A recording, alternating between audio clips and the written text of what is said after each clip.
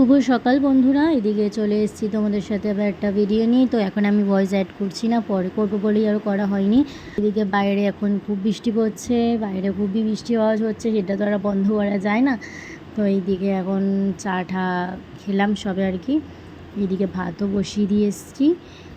চলো তোমাদের একবার ব্যাক ক্যামেরায় দেখাচ্ছি।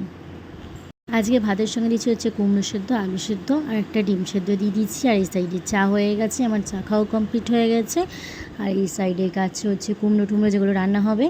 আর এইদিকে দেখো, এদিকে হলুদটা শেষ হয়ে গেছে বলে কোটোটাকে ওটা ধুয়ে নিয়ে চলে এসেছি। হলুদটা আর হলুদটা ঢেলে নেবো, কারণ অনেকদিন পরপর ধুলে একটু তেল চিটা হয়ে যায়, তাই যখনই শেষ হয়ে যায় তখনই ধুয়ে নিই, একেবারে ধুয়ে তারপর আবার নতুন করে পড়ি, তাহলে আর অতটা তেল চিটা হয় না। হলুদ ঢালা এদিকে হয়ে গেছে, চামচটার মধ্যে দিয়ে দিই, নাহলে এবার পরে চামচ খোঁজাখুঁজি হবে। আর এইদিকে ভাত ফুটে গেছে অনেকটাই দেখো।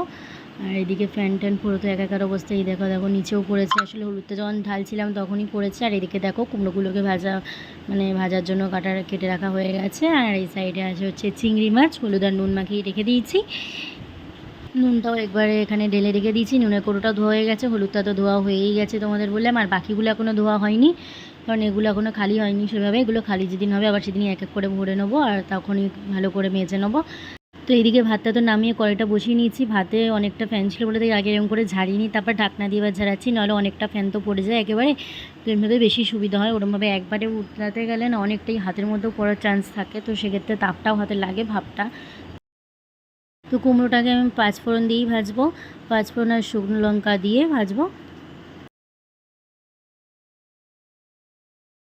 এদিকে কুমড়ো ভাজাটাও হয়ে যাওয়ার পর এখন ভেজে নেবো হচ্ছে চিংড়ি মাছগুলোকে। তো চিংড়ি মাছগুলো আমি হাত দিয়ে তুলবো না, খুন্তি দিয়ে তুলবো, আমার হাত দিয়ে থেকে এরকম একটা লাগছিলো, এর জন্য হাত দিয়ে আর তুলছি না, এরমভাবেই তুলে ভেজে নেবো। এবার অনেকক্ষণ ধরে একটু ভাজবো, কারণ একটু লাল লাল না হলে ভালো লাগে না। চলো তোমাদের আমি একবার তাও ব্যাক ক্যামেরায় দেখাচ্ছি। ভাজা কমপ্লিট হয়ে গেছে, চিংড়ি মাছগুলোকে তালের মধ্যে তুলে নিয়ে আবার এখন কচুটাকে আর হচ্ছে আলুটাকে ভাজতে লাগবে।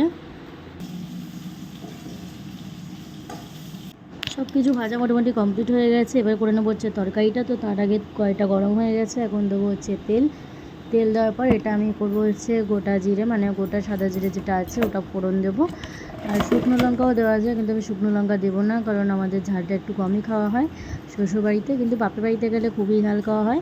তো ওখানে খেতে খেতে অভ্যেস হয়ে গেলে, যখন আবার এই বাড়িতে আসি তখন আবার খুব অসুবিধা হয়, কারণ একটু ঝাল ছাড়া আমি এবার খেতে পারি না। আগে একদমই পারতাম না, তাও আস্তে আস্তে শিখে গেছিলাম। কিন্তু মাঝে যখন আবার বাপের বাড়ি যাই, এক সপ্তাহ আগে তো আসি না, তখন সেক্ষেত্রে ওখানে গিয়ে ঝাল খেতে খেতে এমনই হয় যে আর এখানে এসে খেতে ইচ্ছা করে না, মানে একটু বেশি ঝাল দিয়ে খাই, কিন্তু বেশি ঝাল দিয়ে তো ওরা আবার খাবে না, তো সেজন্য আমাকে ওরমভাবেই করতে লাগে। আর এদিকে দেখো আদা রসুনটা পেস্ট করে নিয়েছি, এটা রসুন দেওয়া নেই, শুধু আদাই দেওয়া আছে।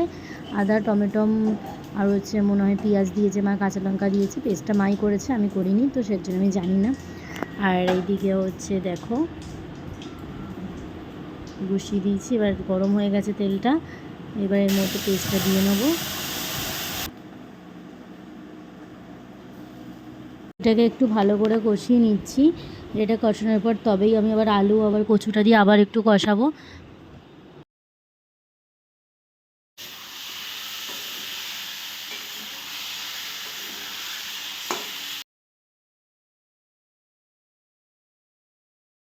ওইদিকে জল দিয়ে একটু কড়াইটা ঢাকা দিয়ে এসেছি, একটু ঘরে এসে বসছি, কারণ আমার হ্যাচড়ি দিতে দিতে এমন অবস্থা হয়েছে যে আমি আর দাঁড়াতে পারছিলাম না। এদিকে দেখো অনেকটা ফুটে গেছে, কিন্তু এরমভাবে আমি নাও। তো এইদিকে দেখো পুরো কমপ্লিট হয়ে গেছে কাজ বাজ। আর এইদিকে দেখো হচ্ছে কুমড়ো ভাজা, আর এই যে নিচে কচু দিয়ে আলু দিয়ে চিংড়ি মাছ দিয়ে তরকারি। তো তোমাদের কেমন লাগলো ভিডিওটা আমাকে কিন্তু অবশ্যই কমেন্টে জানিও।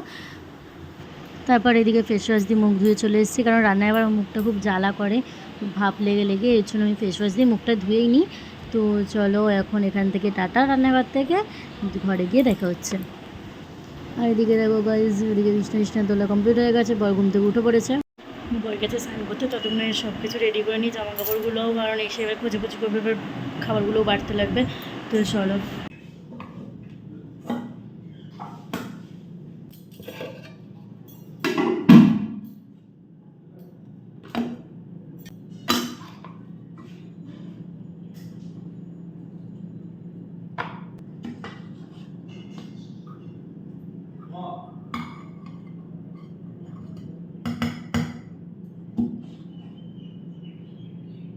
এদিকে খাওয়া দাওয়া কমপ্লিট হয়ে গেছে, ভাত, এদিকে কচু আলু চিংড়ি মাছ দিয়ে তরকারি, আর এদিকে হলো কুমড়ো ভাজা। তো চলো এদিকে ও কাজে বেরোনোর পরেই আমি আবার খেতে বসবো। আর এদিকে দেখো খাওয়া দাওয়া শুরুও হয়ে গেছে বলতে না বলতে। আর এদিকে দেখো চিংড়ি মাছটা একটু হালকা ভাজা থাকলে না একটু কেমন লাগে খেতে, এর জন্য আমি একটু বেশি করেই ভাজি চিংড়ি মাছটা। আর এদিকে দেখো রান্নাটা ঠিকই আছে, ঝালটাও মোটামুটি ঠিকঠাকই করেছি, আর একটু বেশি হলেও কোনো অসুবিধা ছিল না, কিন্তু ওদের অসুবিধা হতো তো সের জন্য করিনি। তো চলো খাওয়া দাওয়ার পর দেখা হচ্ছে। এদিকে বাইরে খুব বৃষ্টি হচ্ছে, চলো তোমাদের ব্যাক ক্যামেরায় দেখাচ্ছি একবার।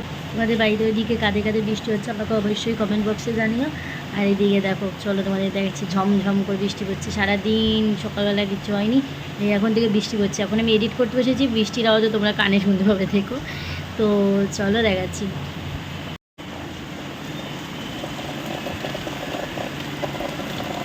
এদিকটা ভালো বুঝতে পারবে না, এই সাইডটা ভালো বুঝতে পারবে, কারণ এদিকটা পুকুরটা আছে তো। এদিকে দেখো দেখাচ্ছি তোমাদের, এদিকে দেখো।